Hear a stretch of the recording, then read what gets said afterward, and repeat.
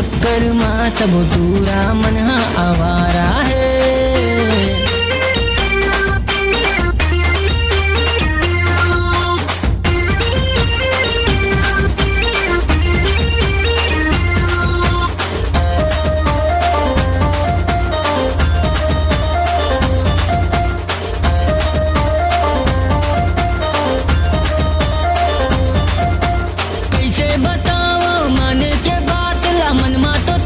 नजारा है कैसे बताओ मन के बात ला मनमा तो तोरे नजारा है। गाँव भर तोर पीछू घूमत है और तोर फोटो ला धर के घूमत है।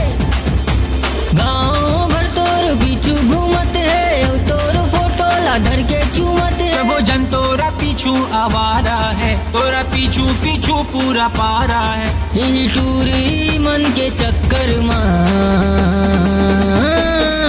सब टूरा मन आवारा है। ही टूरी मन के चक्कर माँ सब टूरा मन आवारा है।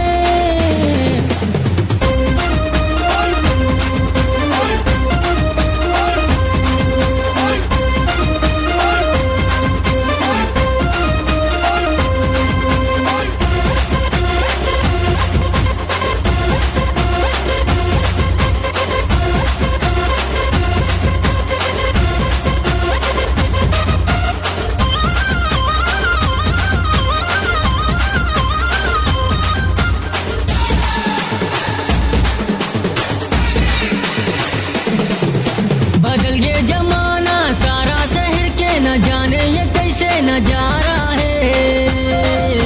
बदल गया जमाना सारा शहर के न जाने ये कैसे नजारा है।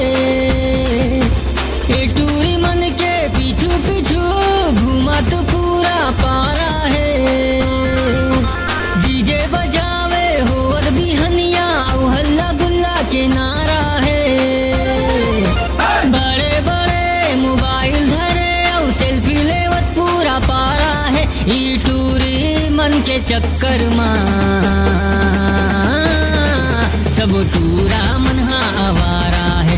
ई टूरी मन के चक्कर माँ सब टूरा मन आवारा है। ई टूरी मन के चक्कर माँ सब टूरा मन आवारा है।